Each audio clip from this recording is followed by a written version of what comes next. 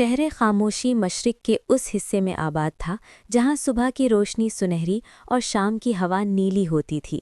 शहर की इमारतें सफ़ेद पत्थर और नीले शीशे से बनी हुई थीं, जो सूरज की रोशनी में चमकती रहती थीं। गलियों के फर्श पर हल्के बैंगनी रंग की पत्थर लगी होती थी, जो रात को चांदनी में चमक उठती। इस शहर की सबसे ख़ास बात ये थी कि यहाँ आवाज़ से ज़्यादा एहसास बोलता था। शहर के बीचों बीच एक अजीम मीनार खड़ी थी, जो दूर से नीले और चांदी रंग के मिश्रण की तरह लगती थी। इस मीनार के ऊपर वक्त का चिराग जलता था, जिसका शीशा शफ़ाफ और उसके अंदर की लौ कभी सुनहरी कभी सफ़ेद होती। जब हवा तेज़ चलती तो चिराग की रोशनी पूरे शहर पर लहराती हुई गिरती। लोग कहते थे कि जब तक ये रोशनी जिंदा है, शहर की यादें महफूज हैं। इस शहर के एक पुराने मगर साफ सुथरे मोहल्ले में मेहरान रहती थी। उसका घर मिट्टी और सफ़ेद रंग के पत्थर से बना हुआ था, जिसके दरवाजे पर नीले रंग का छोटा सा नक्श बना था। मेहरान ज़्यादातर हल्के सब्ज रंग का लिबास पहनती और उसके बाल गहरी काली रात जैसे होते।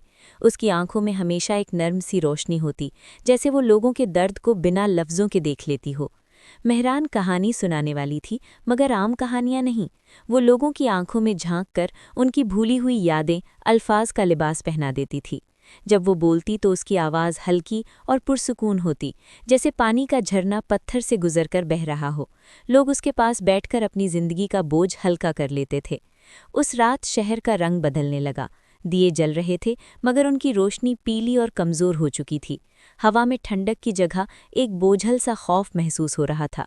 वक्त का चिराग धीरे धीरे लरज़ रहा था, जैसे बुझने के करीब हो। बाजार में लोग एक दूसरे को देखकर रुक जा रहे थे।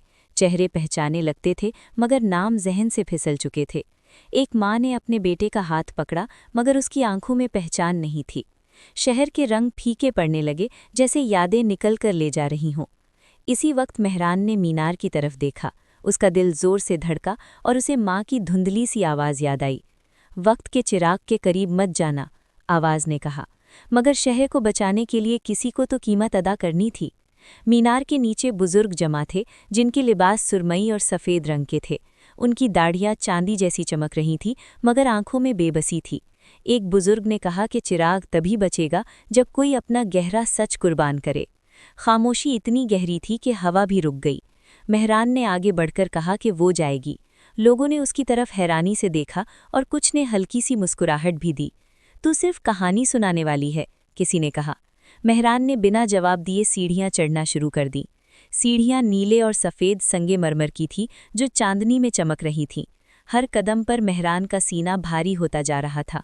उसकी जहन में बचपन की तन्हाई और माँ की याद घूम रही थी। चिराग की रोशनी जैसे उसे अपनी तरफ बुला रही थी। चिराग के करीब पहुंचकर मेहरान ने हाथ बढ़ाया। लौ उसके हाथ के पास आते ही तेज़ हो गई और हवा गर्म होने लगी। मेहरान की आंखों से आंसू बहने लगे। उसने कांपते हुए कहा कि अगर उसकी याद शहर को बचा सकती है तो वो भूलने को तैयार है। एक तेज़ रोशनी फैली और मीनार सफ़ेद नूर से भर गया। वक्त का चिराग पूरी ताकत से जल उठा। शहर के रंग वापस आने लगे और हवा में ठंडक लौट आई। मेहरान ज़मीन पर गिर पड़ी और खामोशी छा गई। सुबह हुई तो शहर फिर से जिंदा था। लोग अपने बच्चों, अपनी जिंदगियों और अपनी यादों को पहचान चुके थे। बाजार के रंग फिर चमक उठे थे। वक्त का चिराग पुरसुकून रोशनी दे रहा था, मगर मेहरान की आंखों में कोई पहचान नहीं थी। उसने लोगों की तरफ देखकर पूछा कि वो कौन है। शहर वालों ने उसके लिए नया घर बनाया, जिसका रंग हल्का गुलाबी और दरवाज़ा सफ़ेद था। रोज़ लोग आते और अपनी कहानी सुनाते। मेहरान खामोशी से सुनती रहती। कभी कभी उसके होठों पर हल्की सी मुस्कुराहट आ जाती। जब कोई अपना दुख सुनाता तो उसकी आंखों में रोशनी चमक उठती, जैसे कहानी सुनाना उसकी रूह का हिस्सा हो। आज भी जब वक्त का चिराग हल्की सी लर्जिश लेता है, हवा में एक नर्म सी आवाज़ गूंजती है, सच खामोशी से सुनो, और शहर रंगों में नहा जाता है।